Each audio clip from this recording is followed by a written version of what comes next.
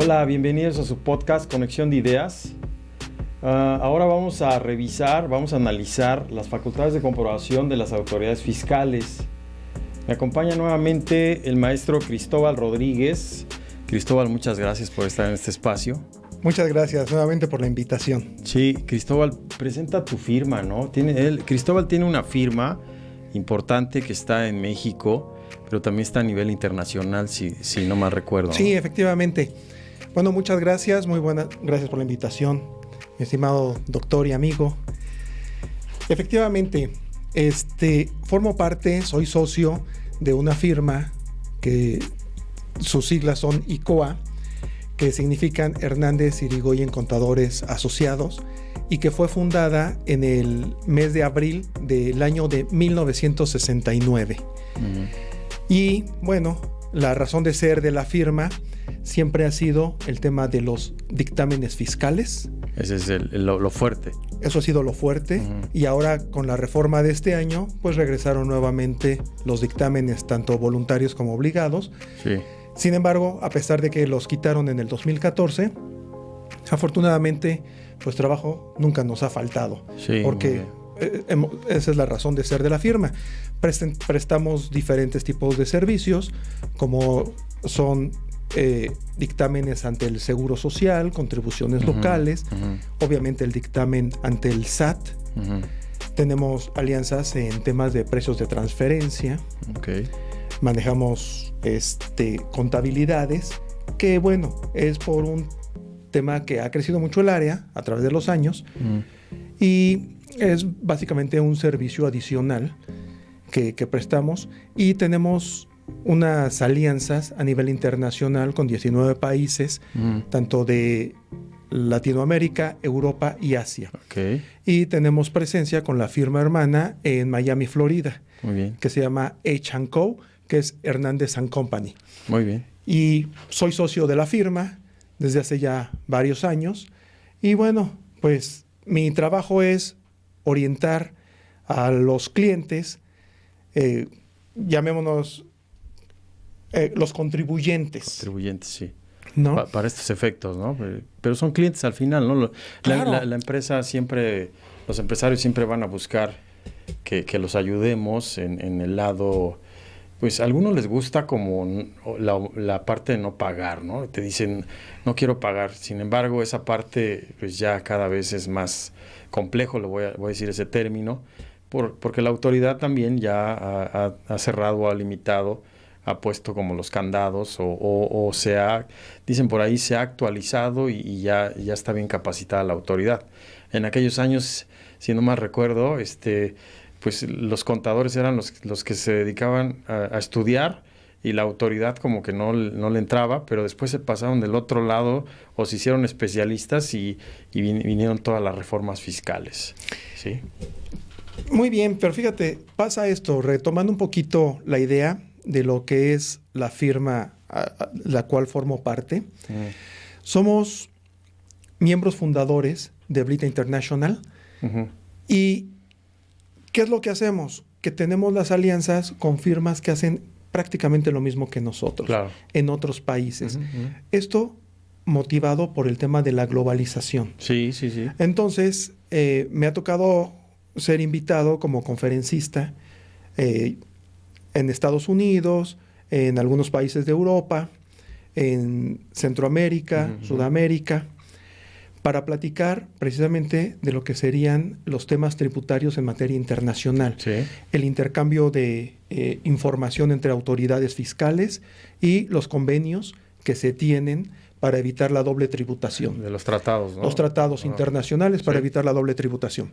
Entonces, eso es lo que la asociación a la que pertenecemos, pues todos nos ayudamos en ese sentido. Hay empresas que son multinacionales, que puede tener un compañero, por decir algo, de algún país europeo, dijéramos España o Italia, que son con las alianzas que también tenemos. Este es el ejemplo, hay más países con los que estamos aliados. Y entonces dice el empresario de esos países, oye, yo quiero abrir una empresa de lo mismo que hago en Europa, lo quiero abrir en México porque allá hay mercado y por la cercanía con Estados Unidos, etcétera. Ahí voltean a ver a la firma en México. Entonces, voltean, nos ven, nuestros amigos que son los asesores de esas empresas, nos dicen, oye, pues tenemos la alianza con nuestra firma hermana en México, con ICOA, y entonces ellos te van a ayudar desde la creación de la compañía con los fedatarios o llevarlos de la mano a las inscripciones ante el Registro Federal de Contribuyentes, el trámite de la firma electrónica avanzada, todo lo que ya conocemos. Y entonces lo que le decimos al cliente es lo siguiente: ustedes hagan lo que saben hacer. Sí. Y a nosotros déjenos la parte que sabemos hacer. La corporativa, legal, fiscal. Todo lo que es el gobierno corporativo, hasta toda la parte ¿no? financiera, sí, que no es menos importante. Claro. Es un tema muy sensible de toma de decisiones. La parte fiscal, que todo mundo en el país que tú me digas le tiene miedo a su fisco. Un poco el terrorismo fiscal, ¿no? El país que me digas. Sí, ¿no? sí. En Estados Unidos es el IRS, en México es el SAT.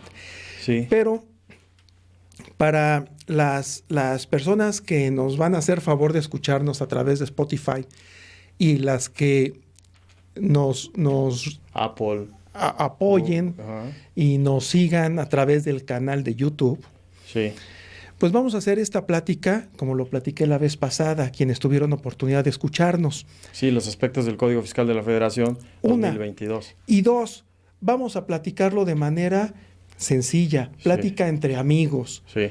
No complicar la vida en la materia fiscal. Es un tema muy árido, como siempre lo he comentado. Vamos a hacer la vida difícil, hay que hacerla fácil. Claro. Sobre todo que nos gusta este tema. Sí. Entonces, cuando tú indiques... Sí, Cris. Iniciamos. Gracias, sí. Bueno, principalmente, la vez pasada lo decía, entender esto, que hay obligaciones de los contribuyentes o de los mexicanos, hablando de México, de contribuir al gasto público en el 31 fracción cuarta de la Constitución Política de los Estados Unidos Mexicanos. Y luego de ahí se emana el artículo 2 del Código Fiscal de la Federación, que viene la clasificación de las contribuciones, los impuestos y otros que son aprovechamientos y otras formas. Esto, para que se entienda, bueno, la autoridad lo que hace es la recaudación, porque hay una obligación o un objetivo de recaudación para el gasto público. El Estado requiere para su presupuesto esas fuentes de financiamiento para lograr aplicarlas en el gasto público. ¿Sí voy bien, Cris? Sí. Entonces, lo que vamos a hacer en este tema, como bien lo dijo Cris, vamos a enfocarnos parte del código, que el código es extenso, tiene varias cosas que el Código Fiscal de la Federación, desde las disposiciones generales, así viene la estructura, derechos y obligaciones de los contribuyentes, las facultades de las autoridades fiscales, que ahí está extensa, que nos vamos a ir a una partecita, en una hora más o menos que nos aventemos en este espacio, y las infracciones y delitos fiscales y los procedimientos administrativos. Aquí la idea es que Cris, como experto, partimos desde las facultades de comprobación de la autoridad fiscal o de las autoridades fiscales. Desde ahí vamos a partir y vamos a hacer una relación. Tú nos vas platicando ahí cómo inciden los delitos fiscales, que ahora las reformas están más duras, yo así lo veo, están más cerradas, así lo digo, más limitadas, y vienen otras leyes por ahí complementarias que ya nos llevan a hacer, que no tiene mucho. Hice con un amigo una grabación del compliance. El compliance, que es, siempre decimos es moda, hicimos la pregunta, ¿y es moda o es mito? ¿Qué es esto? ¿No? Que al final se sigue trabajando eso, estamos de acuerdo, ya desde atrás ya venía, pero es un término a nivel global que se utiliza mucho. Entonces, nos vamos a enfocar a esas facultades de comprobación de las autoridades fiscales. ¿Te parece? Excelente. Adelante, entonces. Gracias. Pues vamos a empezar, como dicen coloquialmente, desde el principio. Sí. Todo mundo le tiene mucho miedo al fisco, porque se han visto que ante cierto tipo de conductas hay consecuencias muy severas por el incumplimiento o por abusos de esquemas agresivos, o porque de repente el empresario, que no es muy serio, quiere hacer algunas cosas que para la autoridad pues están fuera de la norma. Entonces vamos a platicar un poquito estos antecedentes. Miren, quiero comentarte y quiero comentarle al auditorio que como es una plática entre amigos, se podrán dar cuenta que aquí no tenemos el prompter, porque se vería que estoy así como que leyendo lo que voy a decir. Aunque tenemos nuestros, como decíamos en la escuela, el tumbaburros, ¿no? ¿Te acuerdas cuando hacíamos los esquemas de mayor, cuando estudiábamos contabilidad o alguna referencia? Ahí los tenemos por si hay una consulta. Pero los que nos dedicamos a llevar de la mano al cliente para que pueda cumplir con sus obligaciones, para que pueda dormir tranquilo y su negocio pueda prosperar, esto demanda mucho estudio y muchas horas de estar sentados leyendo, etcétera, que va de la mano con la experiencia ya en el terreno. Aplicado. Entonces vamos a entender un poquito cómo está esto. ¿Quiénes están obligados al pago de las contribuciones? Como bien lo mencionas, es una obligación establecida en el artículo 31, fracción cuarta de la Carta Magna, que establece que es obligación de los mexicanos contribuir al gasto público, así de la Federación como de la Ciudad de México, estados y municipios que se resida, de manera proporcional y equitativa que dispongan las leyes. Así reza el artículo 31, fracción cuarta. Que hay otras obligaciones ahí para los mexicanos, pero esa es la específica en materia fiscal. En materia fiscal. Entonces dicen, ¿quién se va a encargar de hacer esto? ¿Qué dependencia? Y entonces dicen, pues la encargada pues tendrá que ser la Secretaría de Hacienda. Y entonces, ¿dónde se le faculta a la Secretaría de Hacienda? Tendríamos que remitirnos al artículo 31 de la Ley Orgánica de la Administración Pública Federal, donde le da las facultades a la Secretaría de Hacienda. Posteriormente, esta misma dependencia tiene su reglamento interno. Y a partir del 1 de julio de 1997 se crea el Servicio de Administración Tributaria, mejor conocido como SAT. El SAT. Sí. Y el SAT tiene su reglamento interior, ¿no? Y entonces ahí en su reglamento interior viene cómo es toda su estructura, quiénes son las administraciones.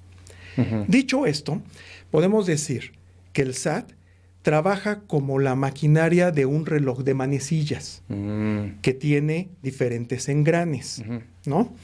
Para que pueda funcionar. Entre estos engranes está el de la Administración General de Auditoría Fiscal Federal, que es quien va a fiscalizar a un gran número de contribuyentes, personas físicas y personas morales. Luego está otra administración que se encarga de revisar y de fiscalizar y de tener trámites de devoluciones, compensaciones, etcétera.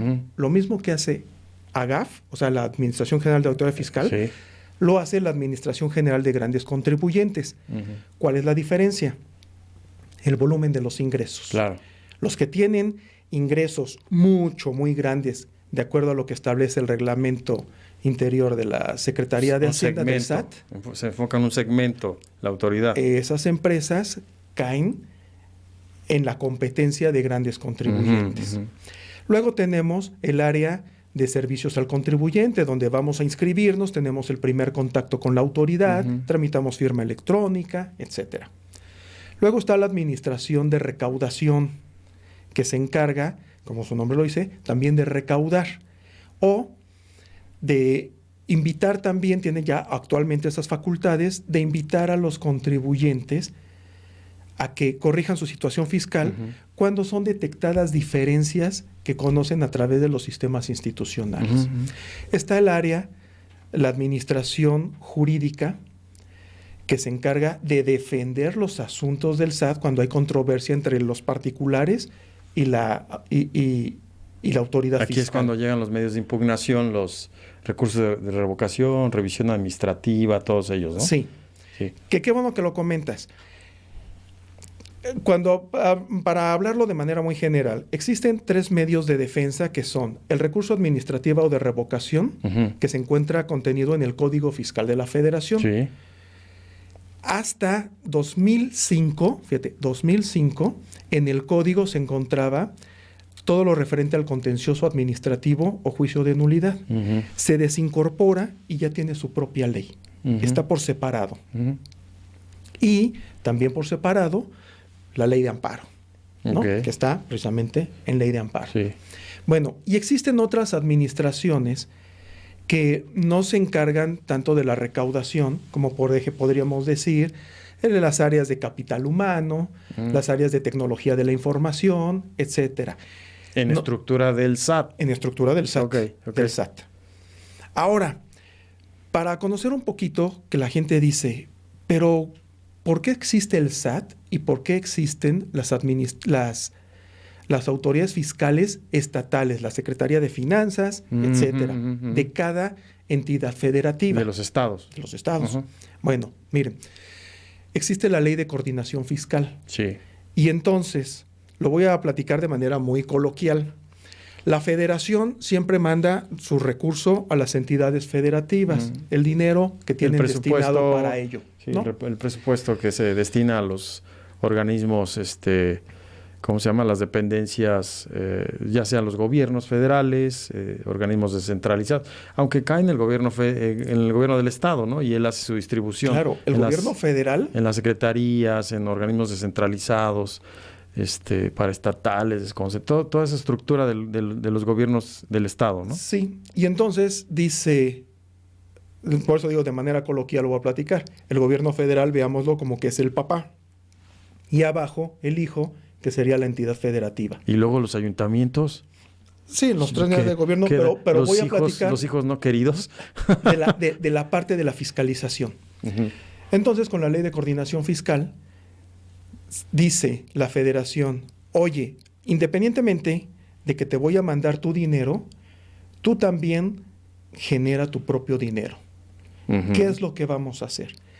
Vamos a firmar un convenio de colaboración administrativa en materia fiscal federal y gobierno federal te voy a conceder facultades que yo también tengo. Ujú. Como por ejemplo, que puedas revisar y cobrar IVA, que revises y cobres impuestos sobre la renta. Te dejo el universo de los anteriores REPECOS, luego RIF, Los y RIF. ahora El lo- RECICO, el- ¿no? el- Régimen de confianza. El régimen de incorporación fiscal era antes y ahora el régimen de confianza. Régimen efectivamente. simplificado de confianza. Eso forma parte, es competencia de las entidades federativas. Ujú. Y habría que revisar el convenio de colaboración de cada entidad federativa, en qué términos está elaborado. Ujú, ¿no? ujú. La Ciudad de México tiene la Secretaría de Finanzas, dependiente del gobierno de la Ciudad de México. Y está el SAT. Entonces dicen, bueno, llegó una auditoría y a los que nos dedicamos insisto, a platicar con el contribuyente, a orientarlo, etcétera, Ujú. le dices, pero ¿qué autoridad llegó? ¿La federal o la local? Ujú. Y no es otra cosa, sino más o menos es para tantearle de ver cuáles son las facultades que va a ejercer. Ujú. ¿Sale? Ujú. Ok. Entonces, ya dicho esto, vámonos a que tanto la federación como las entidades federativas se van a regir por el Código Fiscal de la Federación para facultades de comprobación. Sí, sí, sí. Entonces, después de esto, vemos en el artículo 42 del Código Fiscal de la Federación Ujú. que vienen diferentes fracciones y te dicen la fracción 1, revisión aritmética, revisión de errores aritméticos. La fracción segunda te habla de las revisiones de escritorio o de gabinete. Lo que le llaman visitas domiciliarias. Es la fracción tercera. Revisión de gabinete, revisión Segunda. de prácticas, por ahí hay de avalúos, recabamiento de información de funcionarios y federatarios, revisiones electrónicas, ¿no? Todas esas estructuras. Revisiones electrónicas. La fracción cuarta nos habla de la revisión del dictamen fiscal Ujú. elaborado por contador público independiente, Ujú. registrado en el SAT. Ok. Bien, entonces vamos a platicar un poquito, aunque, fíjense, aunque en el orden del artículo 42 habla primero de las revisiones de gabinete, Ujú. dicen, ¿qué son revisiones de gabinete para quien no esté familiarizado con esta situación. Sí. La revisión de gabinete es una auditoría, pero que la autoridad lleva a cabo en sus propias oficinas. ¿Sí? Sin embargo, en el orden del Código Fiscal de la Federación, primero nos encontramos a la visita domiciliaria y después a la revisión de gabinete. O sea, va diferente, ¿no? Ahí. Sí. ¿Cómo es esto? Mira, para platicar de visitas domiciliarias, tendríamos que irnos primero a lo que señala el artículo 44, 46 y 46A del Código Fiscal de la Federación. Y la revisión de gabinete que se hace en las oficinas de la autoridad está en el 48. ¿Sí me explico? Sí. Pero ¿qué te parece si platicamos sobre las visitas domiciliarias, los métodos profundos? Sí. Hay un autor... ¿Por qué le llaman métodos profundos? Porque van a revisar al 100%, ¿sí? como auditor. Yo lo diría así, ¿no? No, o sea, la auditoría son pruebas selectivas. Ok, porque se escucha medio método profundo. Yo lo entendería como auditor, vamos a hacer la revisión al 100%. Okay. Pero siguen las técnicas de auditoría, o sea, sí, claro. en la autoridad siempre va a seguir esas técnicas de auditoría, ¿no? La autoridad tiene una gran responsabilidad, porque independientemente de que se apega a lo que establece la ley, tiene que apegarse también a lo que le señala su propia normatividad, la normatividad interna. Ya. ¿Esto con qué? ¿Cuál es la finalidad?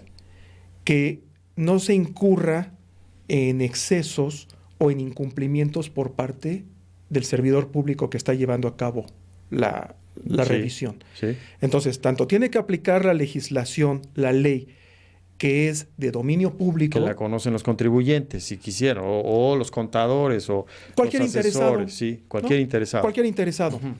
Lo descargas por internet y ya sabes lo que te dice la ley. Pero lo que no está al alcance del dominio público es la normatividad interna, con lo que se regulan las facultades y la actuación interna. ¿Sale? Sus procedimientos para trabajar, para... Sí, sí. Porque tengamos en cuenta que también el servidor público puede ser sancionado o amonestado, claro. y le pueden fincar una responsabilidad legal. ¿Sale? Legal, que puede ser también pecuniaria o puede ser privativa de la libertad, dependiendo la gravedad del asunto. Entiendo yo le entiendo resarcitoria, cuando dijiste pecuniaria. De dinero. Resarcitoria. O una multa. O una multa, o cuando le quitan, digamos, su trabajo, ¿no? Que le llaman administrativa, ¿no? Sí, o con conductas indebidas que son causales de pérdida de la libertad. Esa es como la más dura, ¿no? Vamos a decir la más... Ya vas ya es una pena. Es pena. Claro. Bueno, entonces vamos a platicar qué es la visita domiciliaria. La visita domiciliaria, hay un autor que se llama Sergio Francisco de la Garza, que señala la visita domiciliaria como el método de fiscalización por excelencia. ¿Qué quiere decir esto? Suena... El auditor va a llegar al domicilio del contribuyente. Y entonces tiene la posibilidad de conocer toda la capacidad instalada de ese contribuyente. Sí. El mobiliario con el que cuenta, el equipo de transporte, el equipo de reparto, el número de personas que forman su plantilla de personal. Recurso humano. Si es una planta, de qué tamaño es la planta, etcétera. ¿Todo a través de qué? De la observación. Ahora bien, tú dices, oye, pero ¿por qué se meten en visitas domiciliarias valga la redundancia, al domicilio? Fíjate, vámonos a ver lo que sería el antepenúltimo párrafo del artículo 16 constitucional. Sí. Y el artículo 16 constitucional dice que las autoridades administrativas, es algo extenso, señalando que estas autoridades administrativas, como lo es el SAT o las autoridades de finanzas, sí, las locales, sí, son autoridades administrativas, pueden ingresar a los domicilios para verificar el correcto cumplimiento de las obligaciones fiscales. Y estamos hablando de la Carta Magna. Sí. Y de ahí baja al Código Fiscal, Sí. que es el que va a regular las actuaciones de las autoridades. Entonces, ¿qué es lo que sucede? Se tiene que revestir todo un andamiaje para poder practicar las auditorías legal. Sí. Entonces tenemos que irnos, primero, en primer lugar, tenemos que irnos a lo que establece el artículo 16 constitucional, que establece que nadie puede ser molestado en su persona, su familia, sus papeles, su domicilio o posesiones, sino en virtud de mandamiento escrito, Claro. fundado y motivado por autoridad Sí, competente. sí. Así lo establece el 16 Sí, constitucional. desde ahí hay que revisar ese requerimiento o ese requerimiento o esa visita, ¿no? Toda la parte legal, los aspectos que le pone, por qué razón, el motivo, todo eso, ¿no? Sí, en el caso de visita domiciliaria es una orden. En el caso de una revisión de gabinete es un oficio de solicitud de información. ¿Cuál es la diferencia? Nos regresamos al antepenúltimo párrafo del 16 y es que entonces el personal que va a fiscalizar va a ingresar con una orden dándole legitimidad al acto, con una orden, y va a ingresar al domicilio. Bien. Entonces, ¿cómo es este procedimiento? Pues la autoridad va a llegar a preguntar si es una persona física por el contribuyente, si es una persona moral por el representante legal. De la empresa, de la sociedad. Si no se encuentra en ese momento, se le va a dejar un citatorio, se le va a citar, para que esté presente a una hora determinada del día siguiente. ¿Sale? El día siguiente puede ser un día hábil o puede ser un día que no sea hábil. Cuando es un día que no es hábil, se tendrá que notificar paralelamente la habilitación de horas y días inhábiles.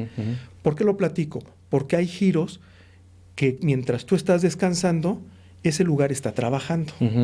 Vamos a pensar los lugares de centros nocturnos, etcétera, que si van el lunes o el martes a lo mejor está cerrado, pero sí está abierto. El fin de semana. El fin de semana, el viernes después de las 6:30 de la tarde, que son los horarios. O después de medianoche. Sí. Etcétera. Y mucho cuidado, porque puedes iniciar facultades a las 11 de la noche del viernes y terminarlas a no sé qué hora del sábado. O sea, ahí lo que estoy entendiendo, la autoridad debe tener toda esa cautela, todo ese procedimiento bien determinado, la explicación, los tiempos, los fundamentos, artículos, todo, porque nosotros como contribuyentes, si encontramos algo irregular, también podemos hacer un medio de defensa, es lo que estoy entendiendo, ¿no? Claro. Hay una omisión de la autoridad. Toda la autoridad debe estar bien capacitada, debe de cuidar todos esos elementos para hacer esa orden de visita o esa petición de información a través de oficio. Claro. Entonces, por eso vuelvo a repetirte, hay un andamiaje legal, todo está engranado precisamente para legitimar el acto de fiscalización. De manera contraria, se puede viciar el procedimiento desde un principio y llevar la auditoría y al final la persona que esté ayudando al empresario o la persona física encuentra ese error y dice, pues por aquí nos podemos meter, sí, claro. Metemos un medio de defensa y esto puede derivar en una nulidad lisa y llana y se deja sin efectos la revisión. Y acordémonos nada más de una cosa, que esto también la autoridad lo tiene contemplado tanto en Código Fiscal, pero hay un tema muy importante en el artículo 23 constitucional que dice que nadie puede ser juzgado dos veces por el mismo delito. Sí. De tal suerte que entonces... Oye, pero qué suerte sería del empresario, ¿no? Se equivocó y vámonos. Entonces el código, hubo una modificación en donde dice, sí podemos volver a iniciar siempre y cuando se conozcan de hechos diferentes, para no incurrir en la parte violatoria del 23 constitucional. Sí. ¿No? Bien. Entonces, ya llega la autoridad, vamos a suponer que todo se desarrolla muy bien. Deja el citatorio con la persona que se encuentre ahí. Ahora ya tiene otros requisitos. La autoridad ya pide que la persona que reciba pueda demostrar su vínculo con el contribuyente, que sea un trabajador, que no vaya a ser pues el señor que fue a colocar el vidrio que se te rompió y pues por ser amable Servicio externo, y ¿no? ser una persona servicial, recibe el citatorio Sí. y entonces... O estos que son de seguridad privada, que son servicios externos. Sí, son prestadores de servicios. También es un riesgo, ¿no? No, Sí. no es de la empresa. No es trabajador de la empresa. Trabaja como un servicio, pero... Ajá. Entonces ya dejan el citatorio con alguien que sí tiene un vínculo laboral con la empresa. Vamos a hacer de cuenta que eso sucede el miércoles y entonces el jueves se presentan a la hora que dijo la autoridad. Vuelve a preguntar por la persona física, el contribuyente, o en su caso, si es persona moral, por el representante legal. Si está en ese momento con esa persona, acredita su personalidad a través del acta constitutiva y con su identificación oficial, que puede ser el INE, su pasaporte, su cédula profesional, todo lo que son documentos oficiales. Sí. La licencia a veces hace criterio de la autoridad, ¿no? Bien. Entonces, ya lo notifican. Sí. Una vez notificado, ya en ese momento ya se inician las facultades de comprobación y la autoridad va a levantar un acta haciendo constar de manera circunstanciada cómo se dieron los hechos. Es decir, dicen, el día de ayer vinimos a tal hora, dejamos un citatorio con tal persona, que no es, porque no estuvo, y entonces hoy es el día jueves y ya nos constituimos en el lugar y vamos se notificó al representante legal, ¿no? Sí. Y entonces le piden que designe 2 testigos. Y entonces el contribuyente tiene ese derecho de designar 2 testigos, ¿no? Para que digan que efectivamente la autoridad estuvo ahí, que se identificaron. Ahora, quiero nada más comentar algo que es muy interesante y creo conveniente que el auditorio debe de saberlo. El documento que llega a notificar la autoridad, la orden de visita, debe cumplir con los requisitos que establece el artículo 38 y 43 del Código Fiscal de la Federación. Las formalidades, ¿no? El de 38 formalidades. Que conste por escrito, que esté fundado y motivado, que ostente la firma del funcionario competente, ya sea autógrafa o a través de firma electrónica. ¿Sí? Y la razón también del auditorio, eso te iba a preguntar, para que el auditorio comprenda, pues te van a hacer una auditoría porque o se percataron de una omisión de impuestos, ¿sí estoy bien?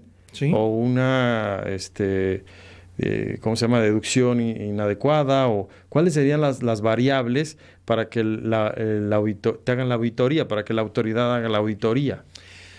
La autoridad algunas fiscal, variables que menciones. La autoridad, concretamente auditoría fiscal, tiene un área de inteligencia, por así llamarlo, que está armada de muchísimos sistemas institucionales que se conocen el comportamiento fiscal del contribuyente. Y más con las tecnologías, ¿no? Efectivamente. Ahora con las tecnologías. Efectivamente. El algoritmo, yo le llamo el algoritmo. Sí, porque ya con los sistemas institucionales... O los algoritmos. Ya se pueden conocer los CFDIs que tú emitiste, así como los CFDIs que a ti te emitieron. Puede ver de manera casi inmediata si hoy no tienes presentada la declaración y mañana te vuelve a ver si aparece que ya la presentaste. Si realizas operaciones de comercio exterior, también se ve ahí los pedimentos de importación y se ve con qué clave entraron, si es una importación temporal o es una importación definitiva. Sí. Y ver a qué programa está adherido, si únicamente es de maquila, para que entre la materia prima, se maquila en territorio nacional. Y ya se regresa. Y sale el producto terminado. Entonces esta área que se llama programación, en el área de fiscalización, hace un estudio muy minucioso. Entonces, en la orden te van a decir, vamos a revisar como sujeto directo del impuesto sobre la renta y del impuesto a valor agregado. El IVA. Y como retenedor del impuesto sobre la renta y del impuesto al valor Sí, agregado si tiene- tienes las obligaciones. Tiene que venir bien especificado. Sí, sí las he visto. O sea, cómo hacen todo un detalle de los impuestos, datos, todo así bien estructurado. Y sí lo he visto. Obviamente, el contribuyente no sabe por qué razón llegó la autoridad. Sabe que llegó porque en algo no cumplió correctamente Ujú. y la autoridad lo detectó. Entonces, ya llega la autoridad, ya hace el procedimiento que acabamos de ver, Ujú. empieza a levantar su acta y, de acuerdo a lo que establece el Código Fiscal de la Federación, el artículo 53, pide en ese momento la contabilidad, Ujú. que se exhiba. El contribuyente pues está obligado a exhibir la contabilidad en ese momento. Sin embargo, hay veces, por diversas razones, que a lo mejor no la tienen ahí, o el contador se enfermó y no la pueden proporcionar, Ujú. no sé. Entonces, puede solicitar el contribuyente un plazo de 6 días para poderlo exhibir. Ujú.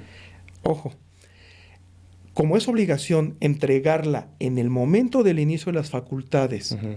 de visita domiciliaria, si no se entrega, la autoridad te va a conceder el plazo de los 6 días. Es un derecho que tienes, Claro. pero te haces acreedor a una multa, Mm. porque tu obligación es entregarla en Entonces, ese momento. la recomendación, mejor pido la prórroga de los 6 días, ¿no? Sí, ¿Aún así viene la multa? Sí, claro, porque la Ya. obligación no eres acreedor a la multa si la entregas de inmediato. Mm. Si pides la prórroga, entonces te van a multar. Ok. ¿De acuerdo? Ujú, Bueno, ujú. todo eso se hace constar en el acta parcial de inicio, Ujú. que así se llama el documento que se levanta. Ujú. ¿Ok? Entonces, ¿por qué le llamamos, o los que andamos en este medio, conocemos como método profundo? Porque la autoridad y el auditor se va a meter a las entrañas de la empresa, Ujú. a conocer toda su documentación, todo lo que forma parte de su contabilidad. Ujú. Los libros, estados de cuenta bancarios, Sí. si tiene vehículos, las facturas de los vehículos para verificar a nombre de quién están los vehículos para efectos de poder deducir los gastos que está realizando. Activo fijo, ¿no? También maquinaria, todo, Sí, claro. todos los equipos. Estos ejemplos pequeñitos que estoy poniendo Ujú. es para que el auditorio que no está familiarizado con esto y que tiene un negocio, sea una persona física o una persona moral que apenas inicia o ya inició, pero no lo han llevado de la mano, no le han explicado todos estos detalles, bueno, para que se pueda sentar con su contador o con su guía fiscal, Ujú. para Su que... asesor. Pues ya no digo asesor, porque si eres Sí. asesor estás obligado a presentar tu aviso, Sí. ¿no? que eres consultor fiscal. Sí, se escucha raro. ¿verdad? Entonces, mejor para tu nana fiscal. Consultor empresarial. Mira, vamos a poner tu nana fiscal, Tu por nana, decirlo de sí. esa manera, Sí. ¿no? Te va a enseñar a caminar en el terreno fiscal, empresarial, etcétera. Ujú. Bien. Entonces,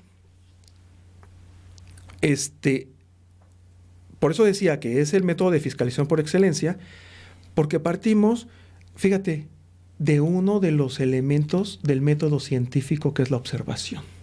Sí, fíjate, hace rato que la mencionaste, recuerdo las técnicas de auditoría. Si te acuerdas las técnicas de auditoría, observación, inspección, verificación, conciliación, y otras más, ¿no? Sí. Y es una técnica, la observación, y también está en la metodología de investigación. Claro. Pero también se baja y se convierte en una técnica de auditoría para los auditores. O sea, son técnicas muy antiguas que pues ahí están. Obviamente que la observación, yo te iba a decir, la observación requiere también un documento de como una lista de verificación, un checklist, ¿no? Ujú. Porque nada más vas a estar observando, pues, llevas documentación, vas revisando. En las técnicas de riesgos también se utiliza métodos como checklist, otros métodos se llama como Delphi, que reúnes a expertos, etcétera. Pero en estos procedimientos que tiene la autoridad, pues son procedimientos que se han utilizado también en la empresa privada, el auditor también, que hace para efectos financieros o otros tipos de auditoría, la observación. Muy bien. Correcto. Entonces, cuando ya el funcionario, el auditor, vamos a llamarle, para que sea más fácil, y así lo que se conoce. De hecho, es el nombre del cargo que ostenta el servidor público, el auditor.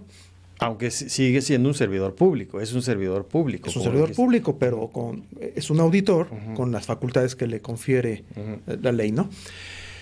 Entonces va a tener acceso a toda la información contable y financiera.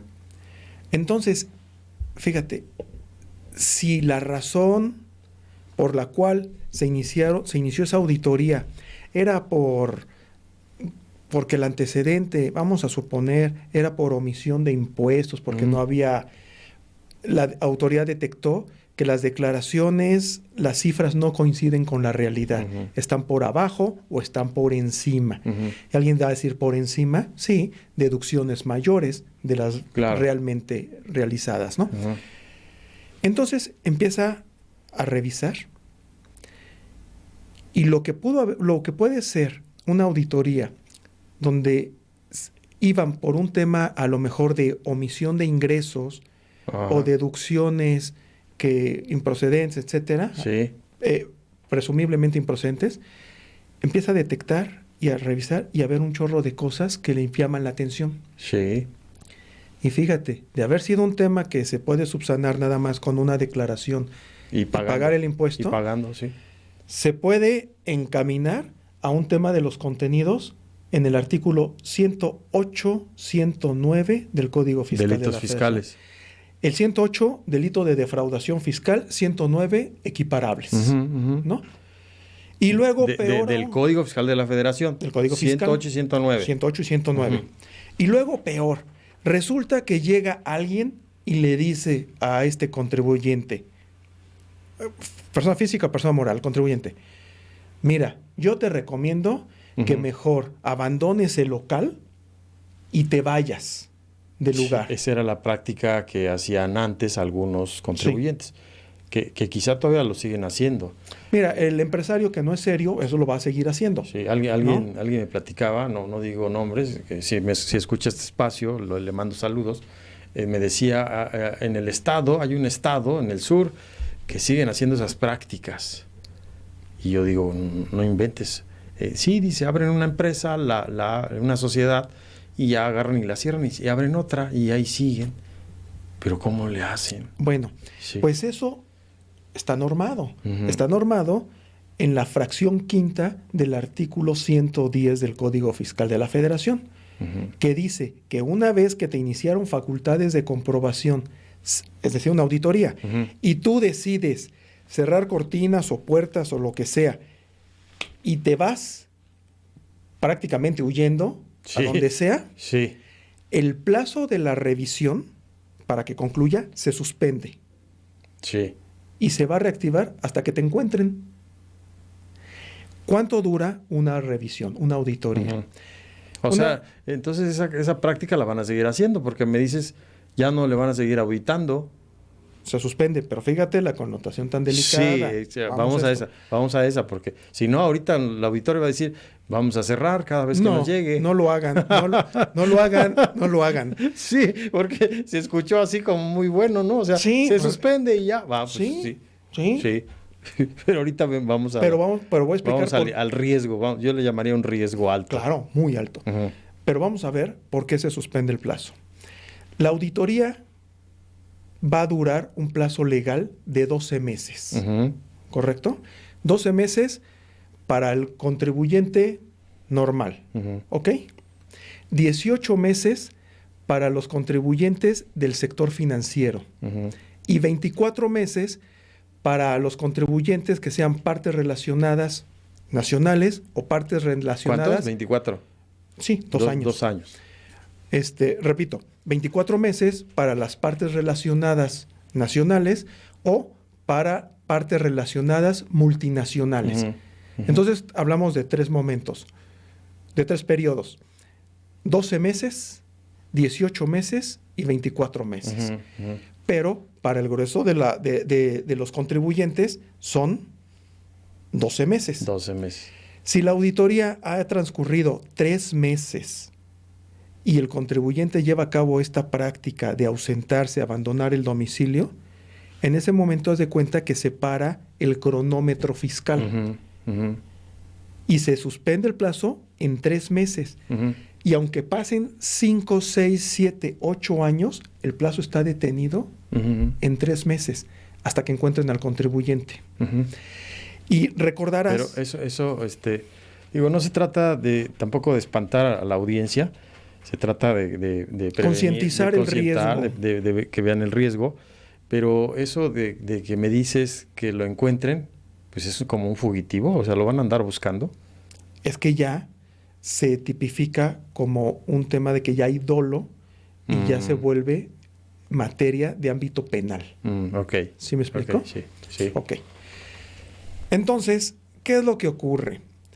Insisto, cuando empiezan a revisar, si iban por algo muy sencillo, a revisar que sería, no pagaste bien tus impuestos y ya vengo y presenta una declaración complementaria y paga lo que hace falta, lo que te hizo falta, se puede transformar en una situación muy seria y muy delicada. Mira, sabemos que algunas prácticas indebidas ha sido el tema de la venta de facturas. Sí. Hay muchos supuestos que menciona el artículo 108 y el 109. Sí. Pero para no confundir al auditorio, vamos a hablar algo que es del dominio de todo mundo. No, pero sí es importante eso de las facturas, ¿eh?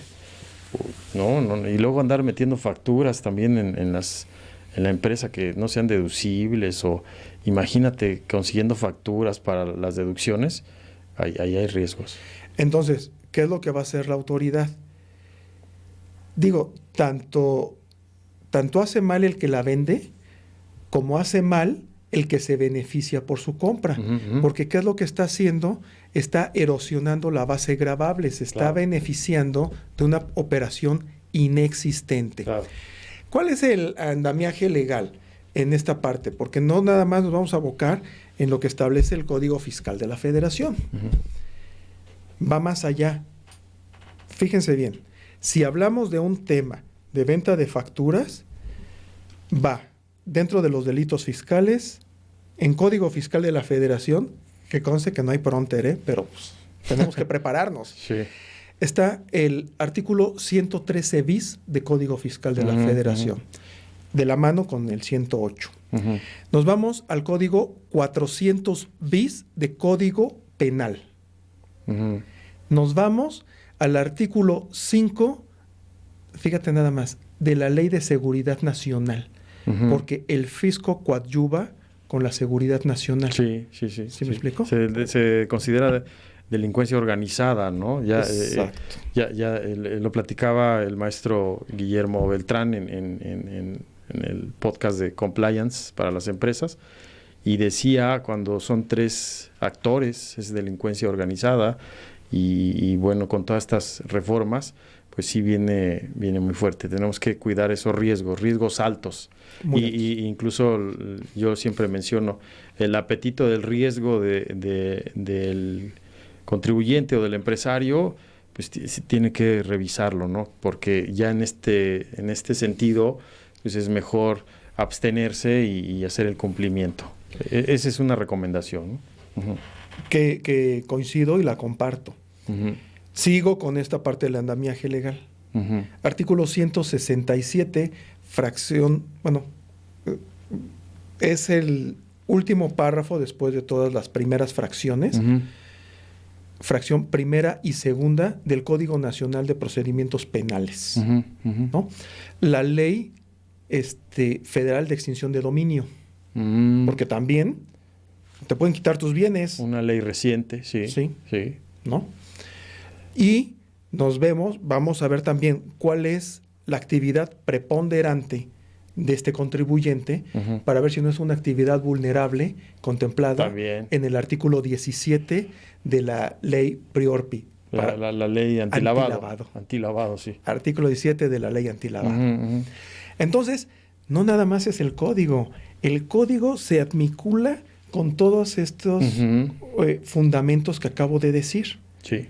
Y ahí está la fuente. Y a mí me gusta tú que me conoces y las personas que me escuchan por primera vez, a mí me gusta siempre citar la fuente, porque da la posibilidad que si a alguien le interesa lo que estamos platicando, va a ir a descargarla de internet, porque puede hacerlo, y entonces consulta lo que estamos diciendo. O algún empresario escucha y dice, a ver, mi abogado o mi fiscalista, pues dame una explicación, ¿no? También, nos vamos a ver obligados, lo dijiste hace un rato, lo han dicho también en otro podcast, mi amigo también lo ha dicho, esta profesión nos hace que estemos estudiando, estemos investigando, si queremos estar en la jugada.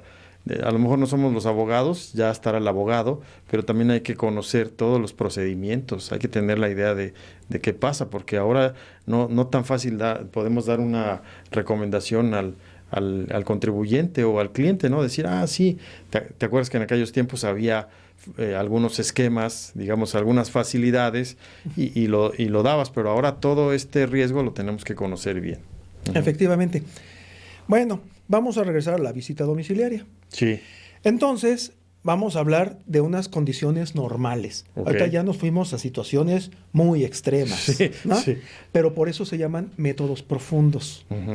Que cuando lleguemos a las revisiones electrónicas, vamos a ver las particularidades de una revisión electrónica, que son distintas a las que estamos mencionando en este momento. Entonces, la autoridad tiene un plazo para poder concluir. Durante este periodo, vamos a suponer que ya se allegó de los elementos necesarios, de la documentación, de la información, y entonces ya está en condiciones de darle a conocer al contribuyente las omisiones conocidas, todos los hechos y las omisiones conocidas en el desarrollo de la visita domiciliaria. Para estos efectos se levanta una última acta parcial, que así se denomina el documento. Nuevamente, reitero. Última porque existen otras previas, ¿no? Última acta parcial. Sí. Después del acta de inicio. En este caso. Después del acta de inicio. En este supuesto. Sí. La autoridad puede levantar varias actas parciales de acuerdo a cómo se desarrolle la auditoría. Sí. ¿Sí? Te voy a poner un ejemplo. El artículo 45 del Código Fiscal faculta al auditor a poder certificar documentos, como si fuera un fedatario público, un notario. Entonces dice, a ver, aquí está el documento original y yo necesito certificar el documento. Entonces, sacan una copia legible, lo certifica por la parte del reverso, se firma, se sella, etc. Cuando esto sucede, el auditor necesita levantar un acta parcial haciendo constar esta situación. ¿Me explico? Sí. Ok. Misma situación, cuando se recibe la documentación después de los 6 días, que dijimos que no la tenían, cuando recibes la documentación, levantas un acta parcial. Claro.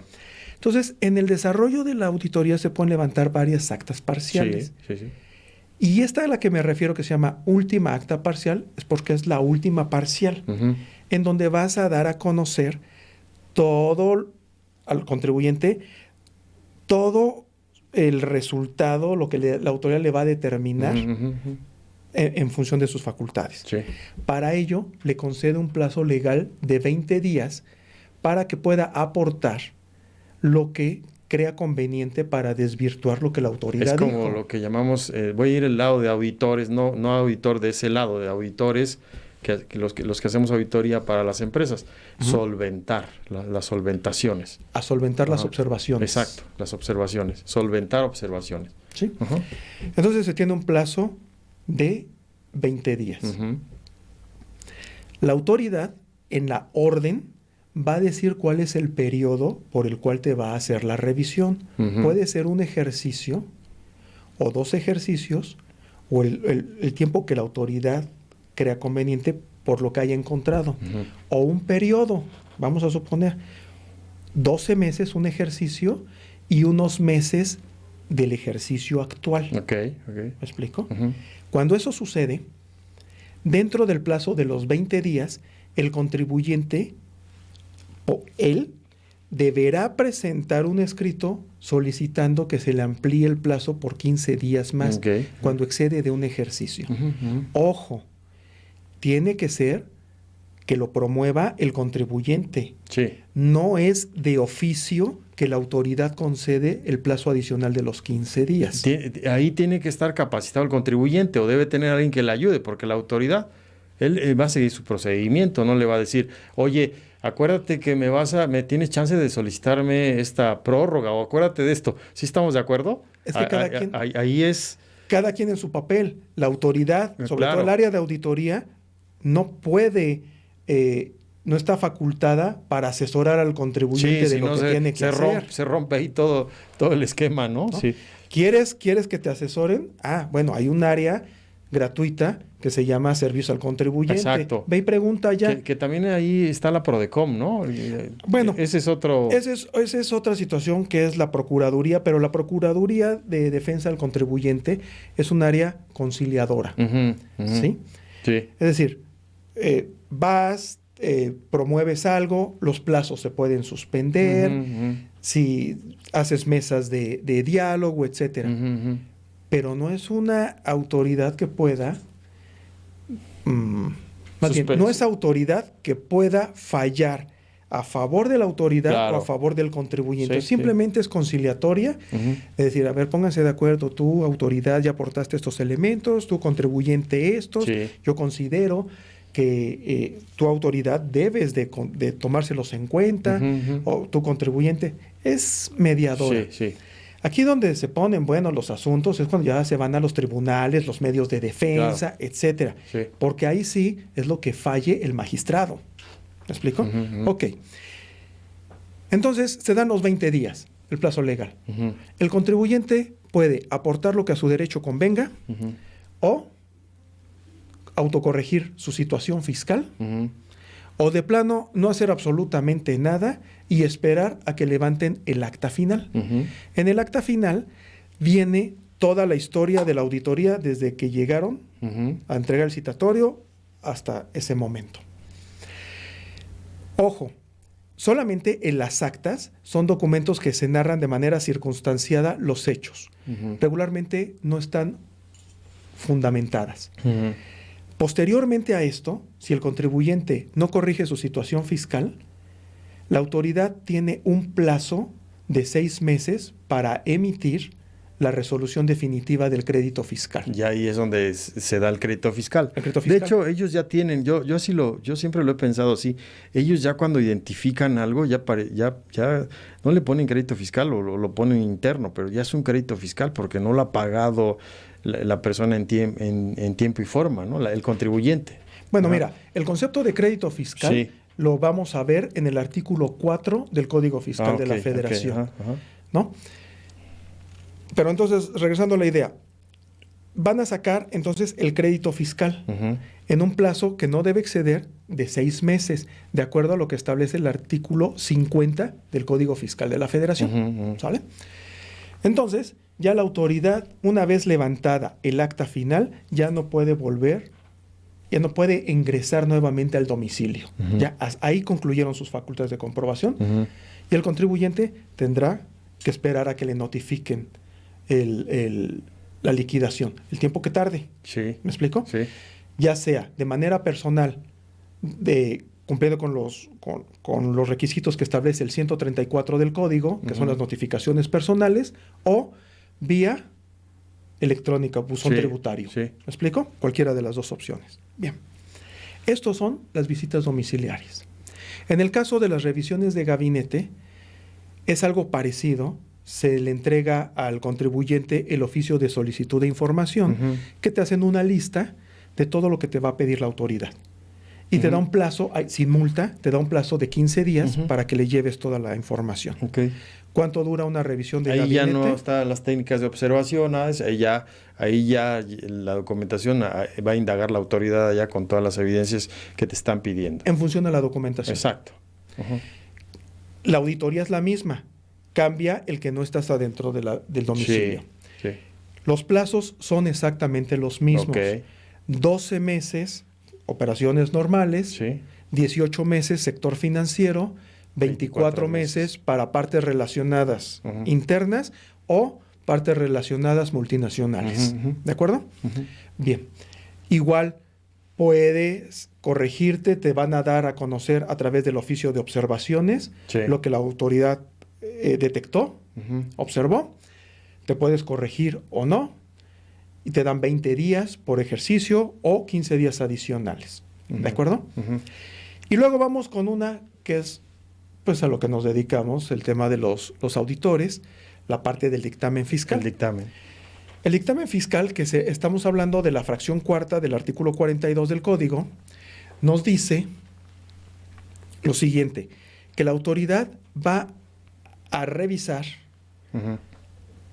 el trabajo del dictaminador, del auditor. Ujú. El Código Fiscal nos dice que se presumirán ciertos, salvo prueba en contrario, todo lo que el auditor refleje en su informe, Para efectos del dictamen. para efectos del dictamen. Ok, ok. Se presumirán ciertos, salvo prueba en contrario. Sí, sí, sí.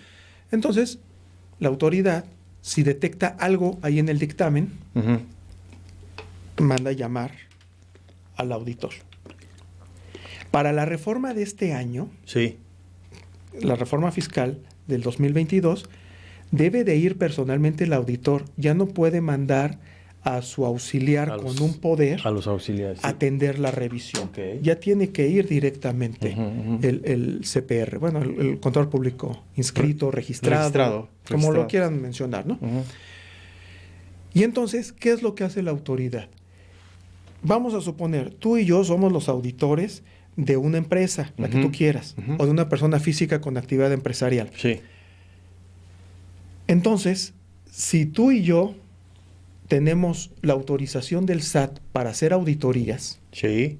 porque no Con- cualquier contador contador puede hacer auditorías para efectos Contador fiscales público registrado Sí. y que certificado, ¿no? y También. certificado. Ujú. No lo puedes hacer financieras, pero para enviar el dictamen al SAT, Tiene que estar registrado.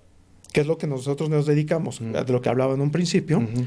tienes que estar inscrito en el SAT, cumplir con la norma de educación continua, estar Sí. certificado, Sí. estarte preparando continuamente. Ujú. Entonces, ¿qué es lo que va a hacer la autoridad? No te va a cobrar los impuestos que debe tu cliente. Va a evaluar tu actividad profesional. Si fuiste ético, si te apegaste a las normas de auditoría. En esta reforma. En todas, siempre ha sido. Sí. Eso es lo que pretende Sí. la revisión del dictamen. Que los inhabilitan, ¿no? O les quitan el registro, ¿no? Pueden suceder Es el varias cosas. Es riesgo, ¿no? Ajá. Riesgo, te pueden multar Ujú. con dinero, obviamente, ¿no? Sí. Te pueden suspender de manera temporal Ujú. el tiempo que la autoridad, de acuerdo a lo que haya detectado que no hiciste bien a ojos de la autoridad, Ujú. te puede suspender. Sí. O te puede quitar el registro, Ujú. que esa sería la consecuencia peor, Sí. ¿no? Porque, pues, bueno, de ser dictaminador, Sí. ahora me voy a dedicar a otra cosa diferente, ¿no? Porque ya no Ujú. tengo el registro. Ujú. Bueno, esas son las situaciones. ¿Qué es lo que pasa? Que la autoridad dice, a ver, vamos a revisar al auditor que está aquí sentado, ¿no? Para ni tú ni yo. A nosotros, somos los auditores, nos va a revisar. Nos va a revisar. Ujú.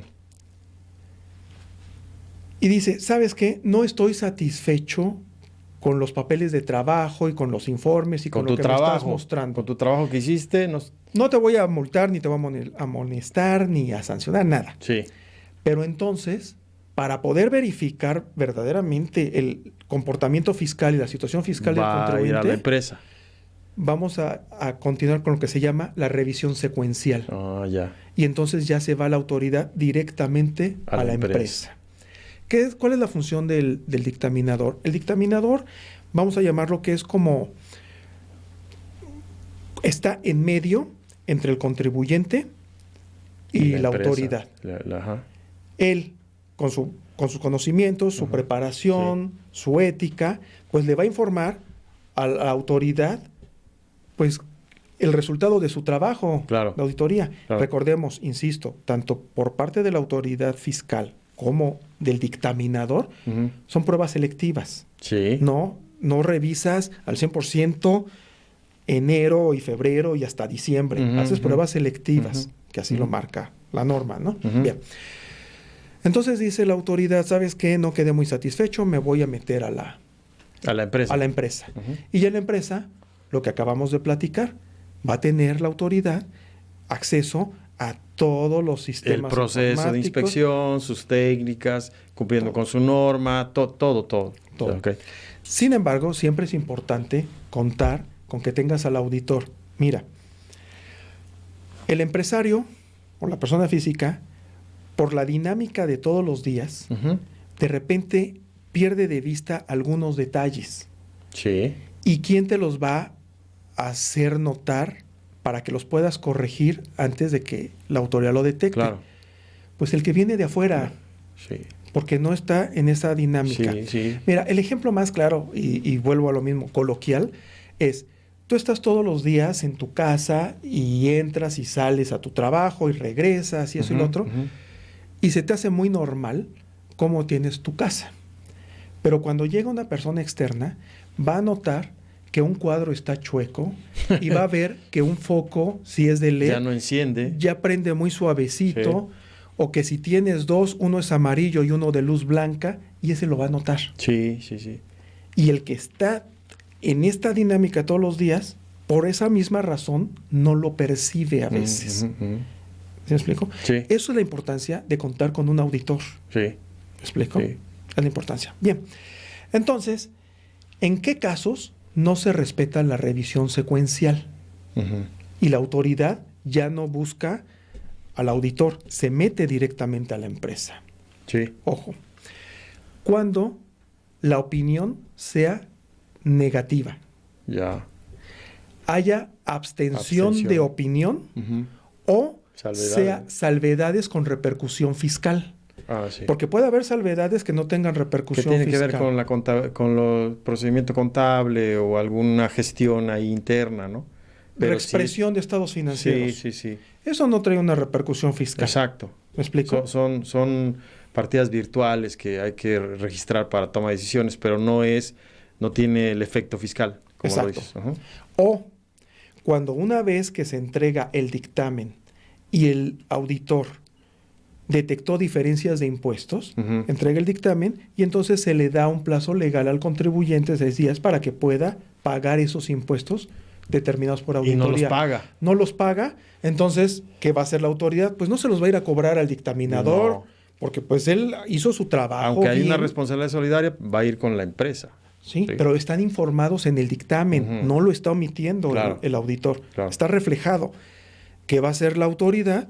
Se voltea con la empresa o con la persona física con actividad empresarial y le va a ir a cobrar. Claro.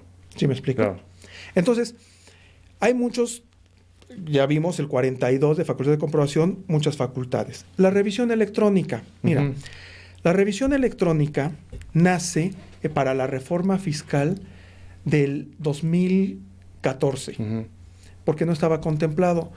Como en esto del desarrollo de las tecnologías y que ya entró como obligación el emitir facturas electrónicas para 2014, exacto, todo lo que son CFDIs, pero para todos el universo de contribuyentes. Sí, y aparte todas las operaciones, están agarrando todo, ¿no? Es nómina, es ingreso, es ahora pago, complemento de pago, o sea, todo tratándolo de amarrar para su sistema, digamos. Los comprobantes fiscales digitales existen desde antes del 2014, pero ¿quiénes tenían la obligación de expedir comprobantes fiscales? Los grandes contribuyentes. Exacto.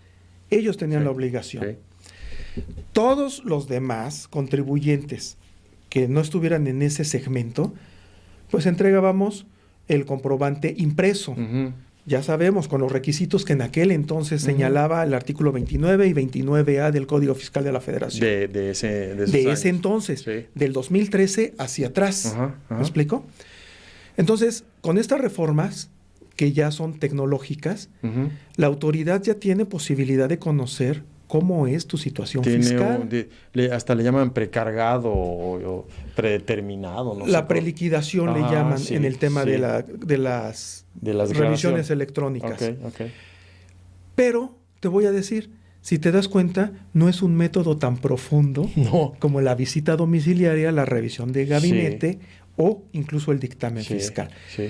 Porque hacen un cruce de información y dicen, a ver, tú emitiste 40 CFDIs de ingresos, o sea, facturas, para que la gente nos comprenda, facturas.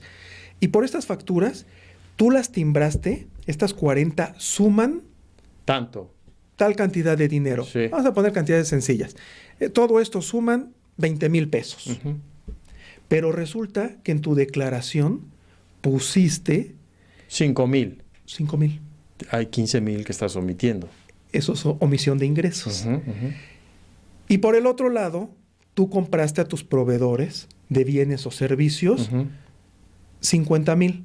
Pero entonces dices, pues ahora le voy a 20 poner menos 50, había una pérdida de 30, ¿no? de 30.